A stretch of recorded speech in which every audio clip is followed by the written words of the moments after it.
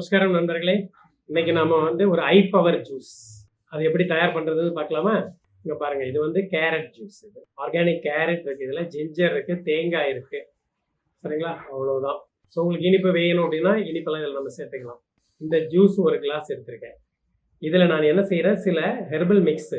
அந்த herbal mix என்ன அப்படின்னு பார்த்தா, மிக முக்கியமானது அதுல ரொம்ப சுத்தமான ரெட் சாண்டல், செம்மரம்னு சொல்றீங்களா, செஞ்சந்தன மரம், அந்த பூக்கள்ல இருந்து எடுத்த ரெட் சாண்டல் ஃப்ளவர்ஸ் ஹனி, இந்த தேன் நான் சேர்க்கிறேன். முக்கியமான ஒரு இன்கிரீடியன்ஸு.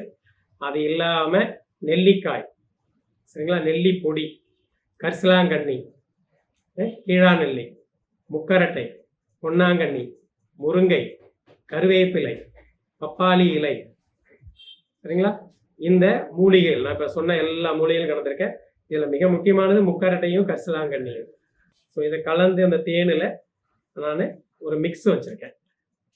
இந்த மிக்ஸை நம்ம கரெக்டாக எடுத்து ஒரு ஸ்பூன், ஒரு சின்ன ஸ்பூன் இந்த கேரட் ஜூஸில் நம்ம ஆட் பண்ணுறோம். காலை உணவுக்கு முன்னாடி, இல்லை உங்களுக்கு நேரம் இல்லைன்னா மதிய உணவுக்கு முன்னாடி, உணவுக்கு முன்னாடி நம்ம எப்போ வேணாலும் இதை சாப்பிடணும். எம்மியாக இருக்கும், ரொம்ப ருசியாக இருக்கும், டேஸ்டாக இருக்கும், ஆரோக்கியமானது, கண்ணுக்கு, முடிக்கு, முக்கியமாக ஹீமோகுளோபின் டெவலப் பண்ணுறதுக்கு ரொம்ப அற்புதமாக வேலை செய்யும். இதில் சீந்தியிலும் சேர்த்துருக்கேன், கவனத்தில் எடுத்துக்கங்க. நன்றி, நமஸ்காரம்.